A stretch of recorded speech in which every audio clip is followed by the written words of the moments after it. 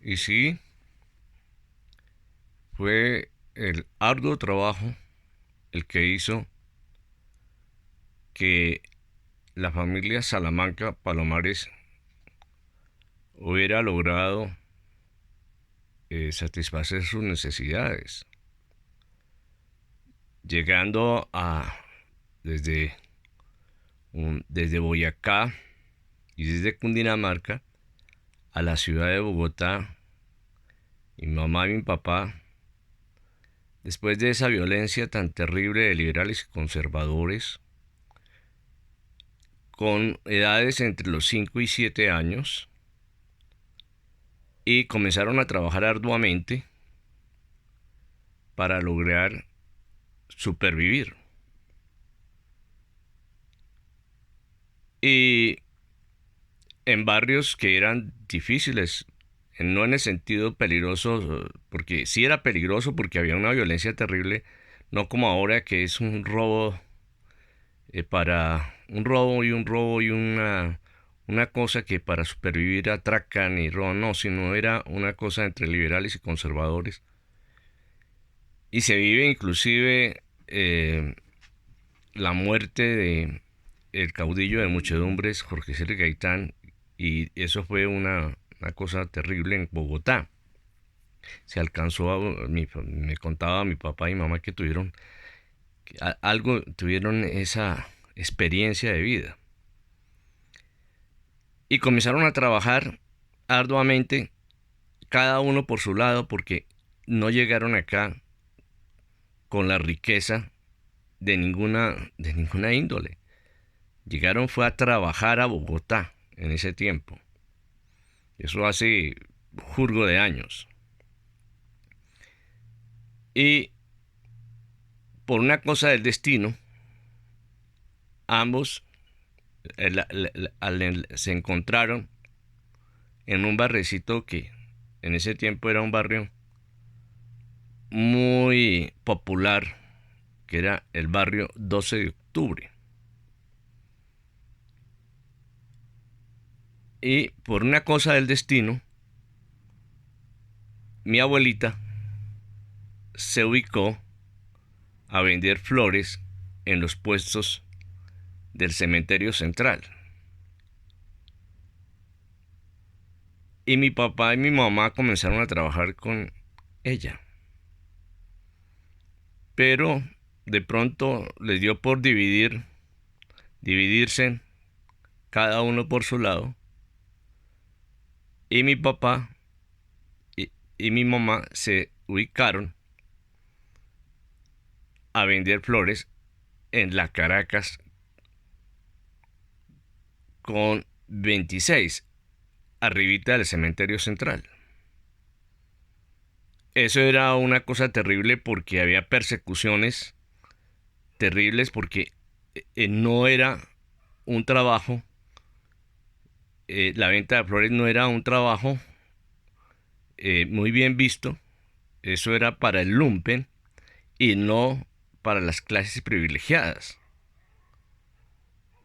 Pero a mi papá le pareció muy inteligente pasar por el puente de la 26 con Caracas hasta la 27.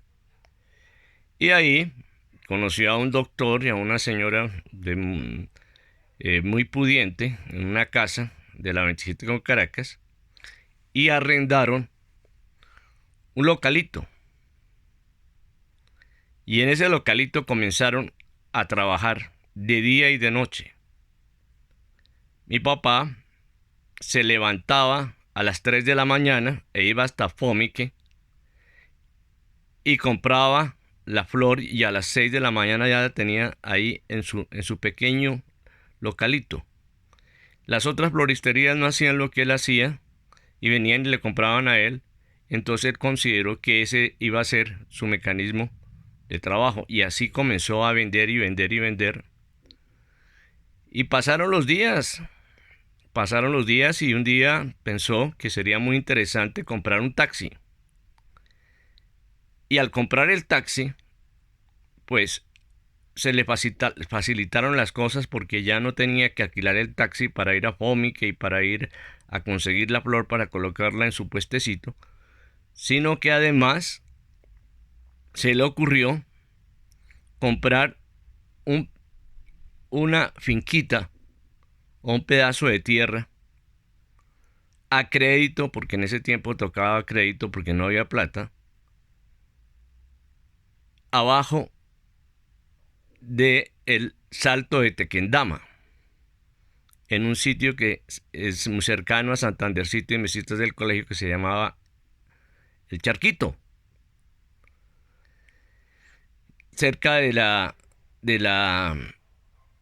muy cerca de la empresa de luz que ahí quedaba, la, la, la estación grande de luz debajo del Salto Tequendama. Y ahí comenzó a sembrar el de todo. No solamente comenzó a sembrar flores, comenzó a sembrar papa, comenzó a sembrar zanahoria, durazno, comenzó a sembrar y ahí sembró agapando, ahí sembró azucena de Quito, gladiolo, y un día comenzó a cambiar cuando se dio cuenta que podía vender sus flores bien si cambiaba de flores ahí en esa finquita. Y comenzó, seguía vendiendo en su puestecito, y la que se encargaba del puestecito con mucho trabajo era mi mamá. Y entre los dos comenzaron a trabajar y trabajar y trabajar y trabajar y trabajar y trabajar y trabajar y trabajar de día y de noche, de las 3 de la mañana, levantándose a las 6, acostándose a las 12, 1 de la mañana, durante todos los años, porque tuvieron entre los dos 8 hijos, y a los 8 tenía que sacarlos adelante.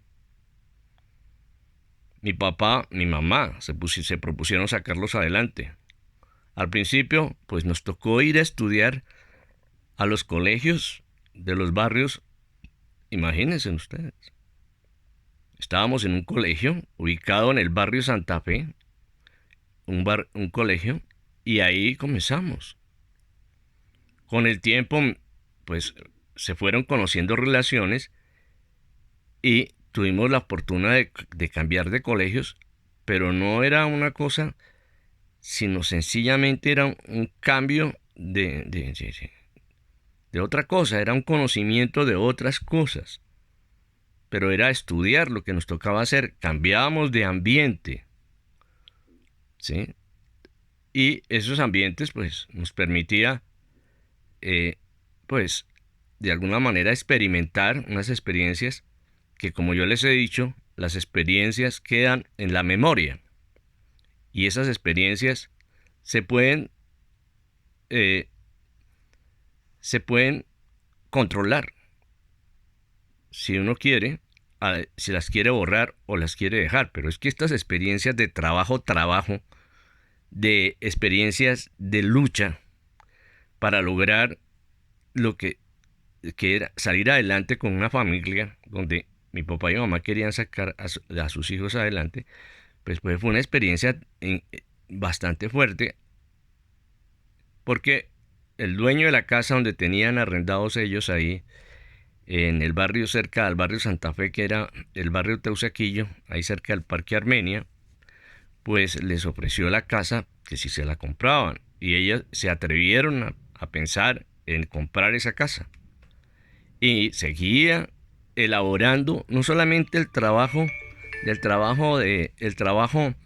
físico, sino también el trabajo inteligente de hacer nuevas proposiciones en su interior del cerebro de mi papá. Y un día se le dio a sembrar flores y las traía para el depósito, y eso era lo que se llamaba flor nacional.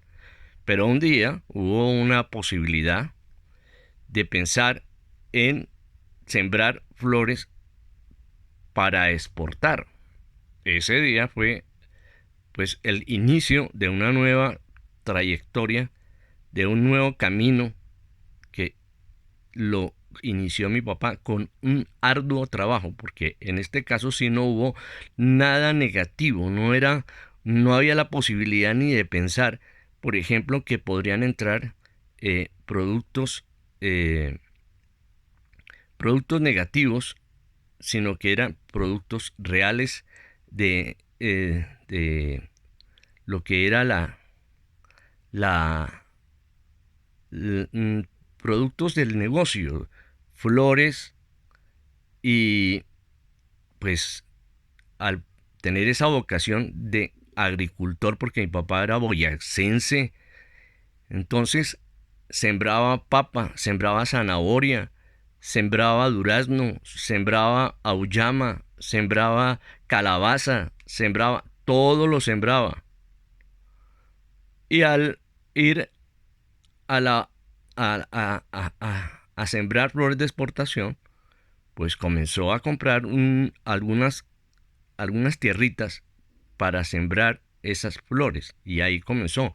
No eran extensiones, porque no se podía ir a luchar ya con algunas formas que tomaba la exportación de flores en Colombia, como por ejemplo grandes extensiones que hoy sí existen, como Floramérica. Nosotros no, mi papá no pudo llegar a una extensión grandísima, ni tampoco conocía todas las fuerzas que se manejan en en el trabajo del control económico a nivel de un sistema mucho más macro, como el caso de jardines que ya estaban establecidos y que hoy todavía son millonarios, pero no, nosotros nacimos del trabajo y de la lucha del trabajo.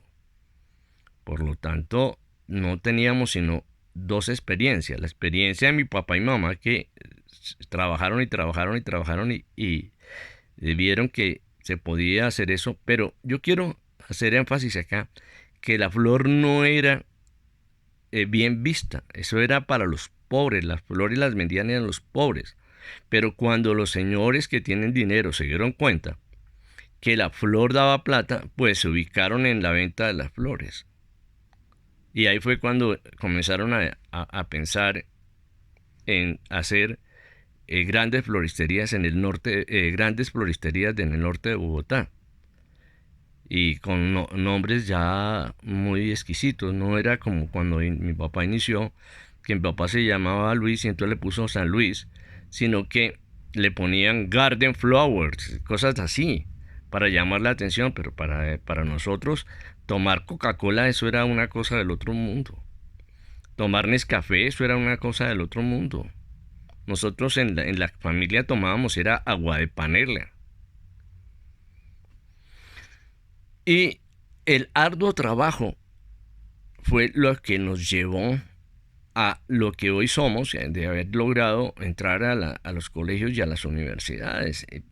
Y por eso yo no puedo llegar y tener una identidad, que alguna persona me decía, pero es que usted debía de pensar en que usted pertenece aquí o a B o C grupo social de Colombia.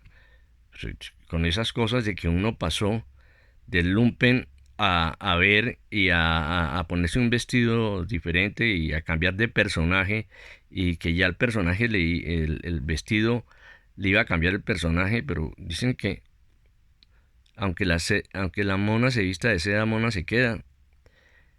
Pues en el caso mío, yo consideré que tocaba perfeccionarme muchísimo, que me tocaba volverme una persona demasiado estudiosa.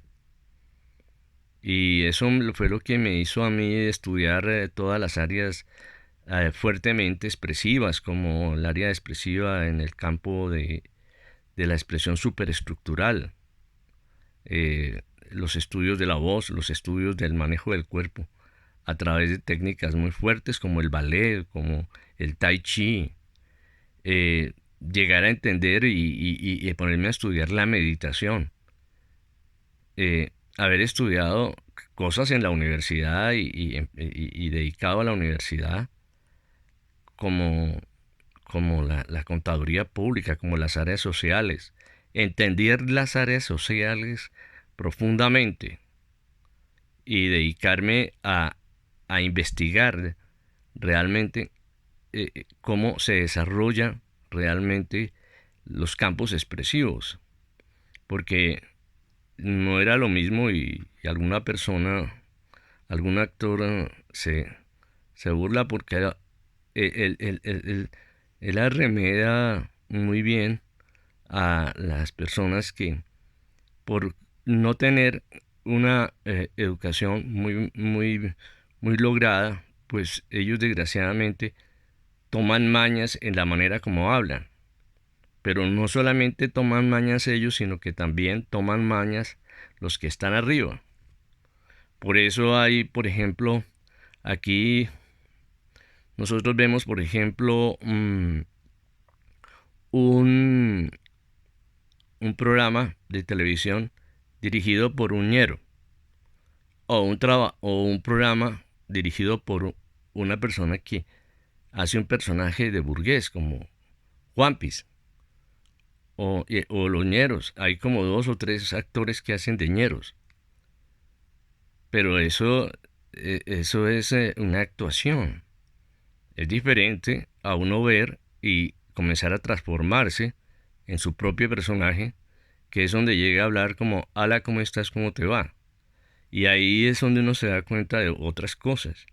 A partir de que, por ejemplo, uno puede remedar, pero y porque salió de allá, porque de pronto cuando comenzamos era, uy, ¿qué hubo? ¿Cómo estabas?